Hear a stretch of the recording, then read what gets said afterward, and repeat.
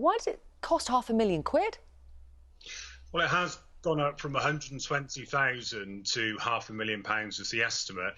But the thing is, what you've got to remember is that this is an ongoing project that's been going on for 4 years.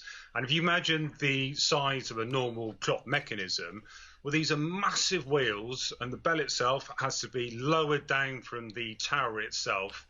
And as an ongoing project, the problem is at the moment, it was put in for Remembrance Sunday, for the bell to strike, and for New Year's Eve.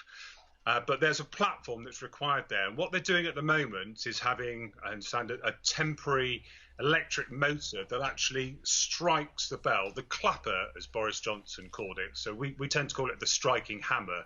So that needs to be in place. And the other issue that I've been told is that the logistics, the 2 weeks that's needed now to do it, is probably not enough to put this platform back in, to put the electric motor there to make the hammer strike for, you know, the leaving of the Brexit on the 31st of Jan.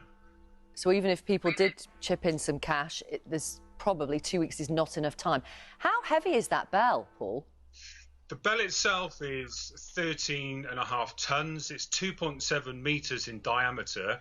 So in the Victorian period, when it was cast, it was the largest bell ever cast in the UK.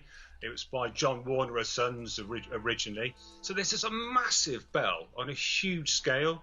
I think originally when it was made, they had problems with the casting and there was a crack through it, so it had to be remade again.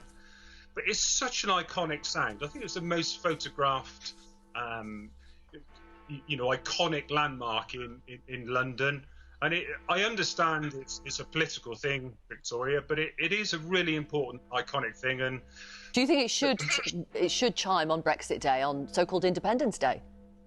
Well, I know it's a 50-50 thing, really. If we work on the Brexit vote, whether it should. Personally, I'd love to hear it strike.